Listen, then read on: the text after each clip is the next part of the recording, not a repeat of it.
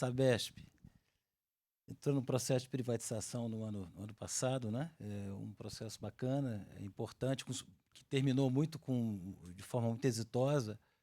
Quando a gente faz assim um processo desse societário para mercado, a gente trabalha com os melhores advogados, os melhores bancos aqui. Itaú foi um dos líderes aí da operação, time preparado ali, motivado, né? Então é um momento virtuoso, né? As coisas são bacanas e os objetivos são sempre bem alcançados.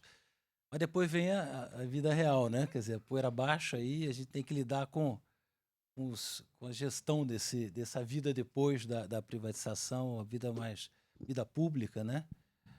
Como é que você sentiu isso aí? Mudou alguma prioridade? De repente, cadê a turma que me ajudou lá na hora pô, não está mais por aqui? Os advogados, o taxímetro começa a rodar, que estava já incluído, agora tem que pagar por hora. Como é que é isso? Como é que você sente como CFO de um negócio desse? Bom, literalmente embaixo da água, né, no nosso caso, mas tudo bem. Primeiro, obrigado aí pelo convite, prazer estar aqui. Obrigado a todos e a todas que estão aqui, quase 9 horas da noite aqui, ouvindo a gente falar.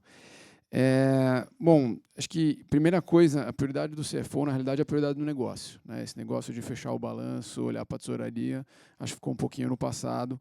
Então, a primeira prioridade do CFO é suportar a prioridade do negócio. E, no nosso caso, a gente tem basicamente 3 prioridades aqui, pensando nos próximos 5 anos para a Sabesp. A primeira é a gente antecipar a universalização, que foi a grande bandeira aí, dessa privatização que a gente teve, que de fato foi muito exitosa. E para isso a gente precisa investir 70 bilhões de reais. Só para fazer um comparativo, né, a companhia tem 78 bilhões de reais de base de ativo regulatória, o que significa que a companhia em 52 anos fez isso, né? Então, nos próximos 5, a gente precisa investir o mesmo valor que a companhia investiu nos últimos 52 anos, como uma anedota aqui. E aí, no final do dia, como é que o financeiro ajuda, né? Pô, a gente captou 19 bilhões de reais esse ano aqui de 2025. Obrigado aos nossos colegas do Itaú aqui, nossos grandes parceiros. E então, essa é uma das coisas que a gente consegue fazer para ajudar e uma das minhas prioridades muito importantes esse ano, né? Pensando aí na nossa segunda grande prioridade como negócio, né? Quando a gente pensa numa companhia estatal, é natural que a gente tenha uma porção de oportunidades para buscar eficiência.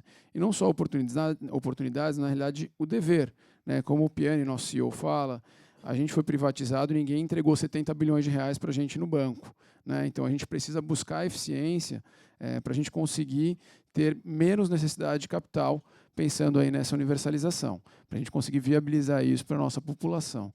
Então, como é que a gente, como finanças, né, ajuda aqui um pouco, né? A gente, no final do dia, é um pouco o sponsor desse processo de eficiência, né?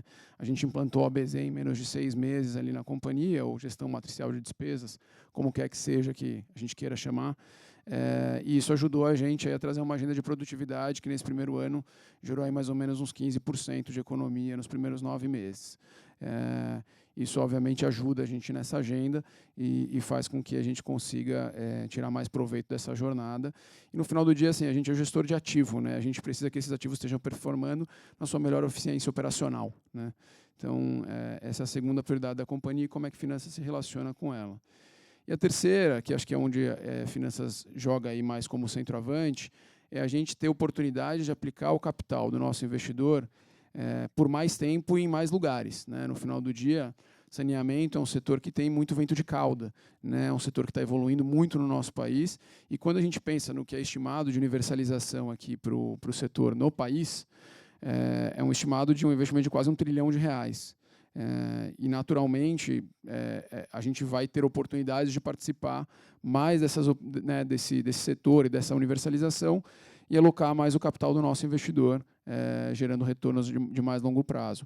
E por que não também sonhar um pouquinho mais longe e pensar fora do Brasil? Para quem não sabe, a Sabesp é a terceira maior companhia de saneamento do mundo, em termos de valor de mercado, em termos de população, número de conexões, às vezes primeira, às vezes segunda. Então, a gente tem uma relevância muito grande no cenário global dentro do nosso setor. Então, no final do dia, obviamente, tem todas aquelas agendas de finanças de cozinha, de padronizar, estandarizar e fazer todas aquelas coisas que o Gabriel comentou que aqui no Itaú já tem há muito tempo, mas a Sabesp, no final do dia, ela foi uma formação de várias Sabesps há 52 anos atrás, e isso foi evoluindo com muita maturidade, mas que ainda, sobretudo na operação, ainda era um conjunto de várias operações e não tinha uma padronização na forma de olhar. Então, isso é uma das agendas que a gente tem aqui muito forte e vai continuar trabalhando aí para a gente conseguir, de fato, ser a maior e melhor companhia de saneamento do mundo.